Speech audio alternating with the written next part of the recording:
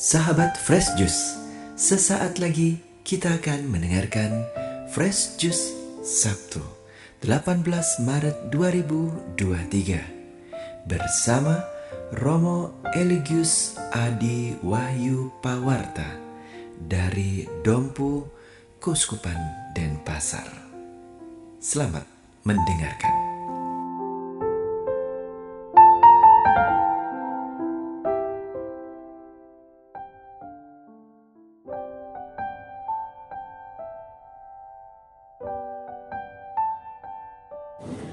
Inilah Injil suci menurut Lukas.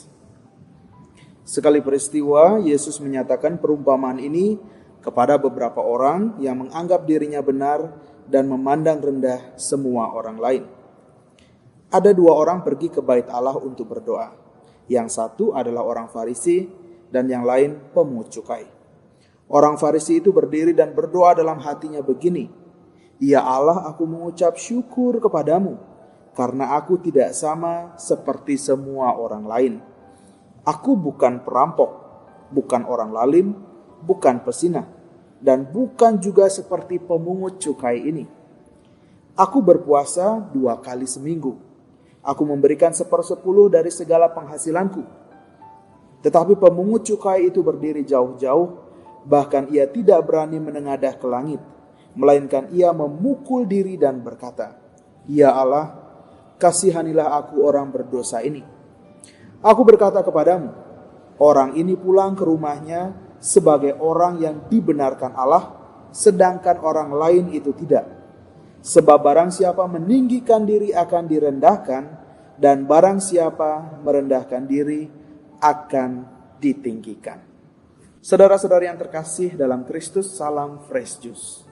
Perumpamaan yang kita dengar tadi itu sudah jelas alamatnya. Yesus mengalamatkan perumpamaan tadi kepada orang-orang yang menganggap dirinya benar dan memandang rendah semua orang lain. Jadi dalam perumpamaan tadi kita melihat ada dua sosok. Satu adalah orang Farisi, yang kedua pemungut cukai. Yang pertama orang Farisi adalah orang-orang yang dipandang hidupnya benar dalam masyarakat. Dipandang karena mereka seringkali menampilkan suatu kehidupan yang sesuai dengan aturan. Sedangkan pemungut cukai adalah orang-orang yang dipandang berdosa dalam masyarakat. Ada dua orang dengan dua latar pandangan dalam masyarakat yang berbeda yang datang ke bait Allah. Satu, ia merasa dirinya layak, maka ia mengambil tempat yang dekat dengan Tuhan, di depan. Sedangkan yang satu, karena ia merasa dirinya berdosa, maka ia berdiri jauh-jauh. Saudara-saudara terkasih, kemudian kita mendengar bagaimana orang Farisi itu begitu membanggakan dirinya di hadapan Tuhan. Tetapi kalau kita resapi, kalau kita refleksikan, apa yang ia bangga-banggakan di hadapan Tuhan sebenarnya ingin mengatakan bahwa tidak ada sesuatu yang patut dibanggakan dalam dirinya. Ya, kalau kita melihat orang yang membangga-banggakan diri atau mendengar orang yang membangga-banggakan diri, kita bisa tahu apakah ia patut sebenarnya membanggakan diri atau tidak dari dua cara ini. Yang pertama, apakah ia berbicara secara negatif ataukah ia berbicara secara positif. Kita mendengar orang Farisi itu mengatakan, "Allah, aku bersyukur kepadamu." Dia mengatakan, "Aku bukan orang lalim, aku bukan perampok, aku bukan pesinah, aku bukan seperti pemungut cukai yang itu." Ya, saya rasa bahwa ketika orang memilih untuk menggunakan kata-kata negatif, bukan atau tidak, itu sebenarnya ia tidak bisa menemukan hal-hal positif di dalam dirinya. Ia tidak bisa melakukan lebih daripada apa yang sekedar tertulis. Padahal hidup benar di hadapan Tuhan bukan hanya soal aturan yang tertulis. Tetapi ketika kita mau mengasihi Allah dan melakukan kehendaknya, kita bisa melakukan jauh lebih banyak dari apa yang sekedar tertulis. Saudara-saudara terkasih, lalu kita bisa melihat dari cara yang kedua, bahwa orang yang membangga-banggakan dirinya di hadapan Tuhan dengan jalan menjual atau merendahkan orang lain, itu sebenarnya adalah orang-orang yang tidak patut membanggakan diri.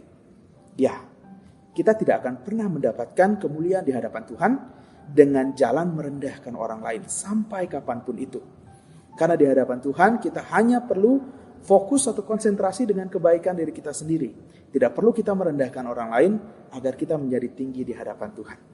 Lalu saudara-saudara terkasih, apa sih sebenarnya yang orang cari ketika ia membangga-banggakan diri di hadapan Tuhan? Mungkin ada banyak yang ia cari, orang cari. Tetapi satu hal yang bisa kita temukan dalam perumpamaan tadi adalah pujian. Nah, inilah yang membedakan dengan sangat jelas antara orang Farisi dengan orang berdosa itu. Orang Farisi itu datang kepada Tuhan untuk mencari reward. Atau boleh saya bahasakan, ia mencari balas aksi. Artinya dengan datang kepada Tuhan, Tuhan mengganjari dia karena ia sudah berbuat baik dan benar, melengkapi semua aturan yang ada. Sedangkan yang dicari oleh orang berdosa itu adalah belas kasih. Maka hasil dan tujuan dan hasil yang dicapai pun akan berbeda. Orang Farisi ini bisa saja pulang dengan suatu kepuasan hati. Karena apa? Karena ia sudah membanggakan dirinya di hadapan Tuhan. Tetapi jangan lupa, membanggakan diri di hadapan Tuhan dengan jalan merendahkan orang lain, mengolok-olok menghakimi orang lain, bisa juga itu menimbulkan suatu kepuasan dalam diri.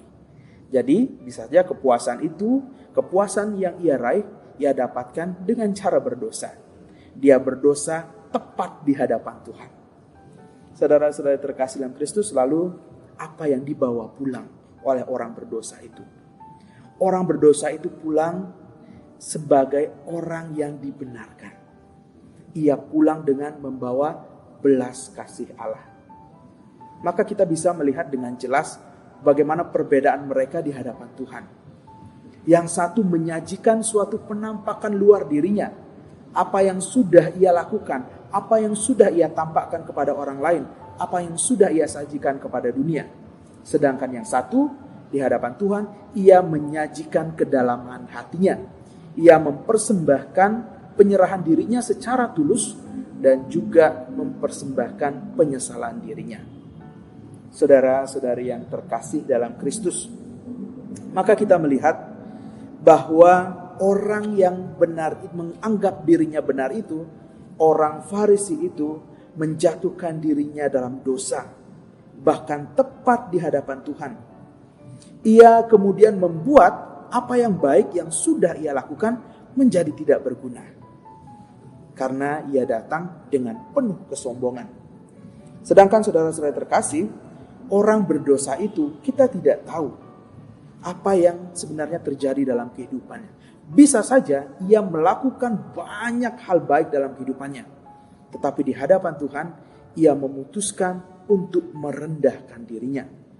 Maka ia pulang sebagai orang yang diselamatkan dan kini ia tinggal hanya di dalam kebaikannya. Sedangkan dosa-dosa dan kelemahannya sudah dihapus oleh Tuhan sendiri.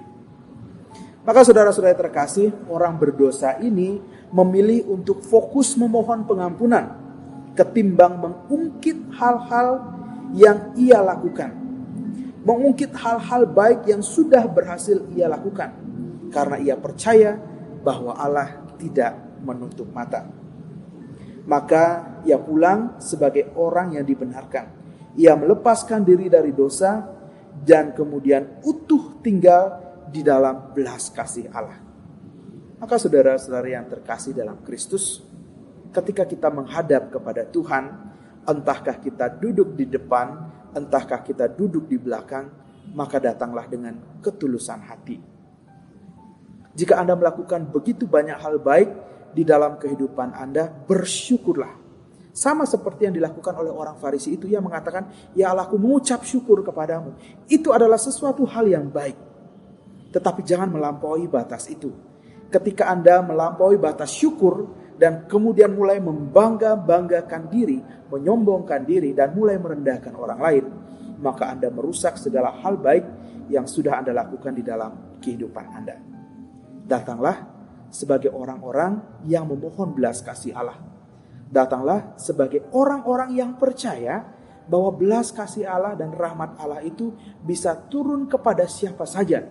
Karena itu adalah adalah hak penuh yang merupakan milik Allah. Jangan mengambil bagian yang merupakan bagian Allah.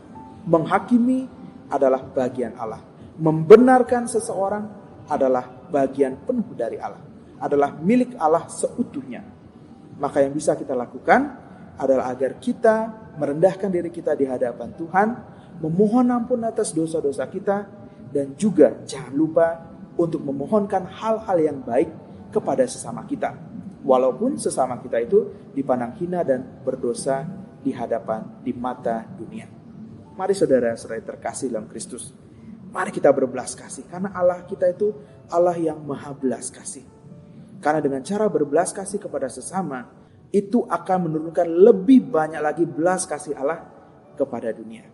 Maka mari kita berdiri di hadapan Tuhan, kita rendahkan hati kita, dan kita mohon ampun atas segala dosa kita, sehingga kita bisa pulang sebagai orang-orang yang dibenarkan.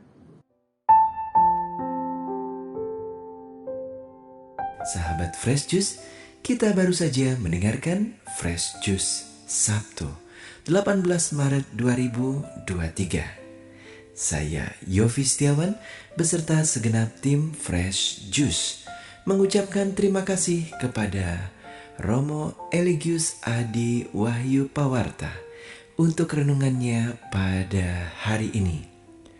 Sampai berjumpa kembali dalam Fresh Juice edisi selanjutnya. Tetap semangat, jaga kesehatan, dan salam Fresh Juice.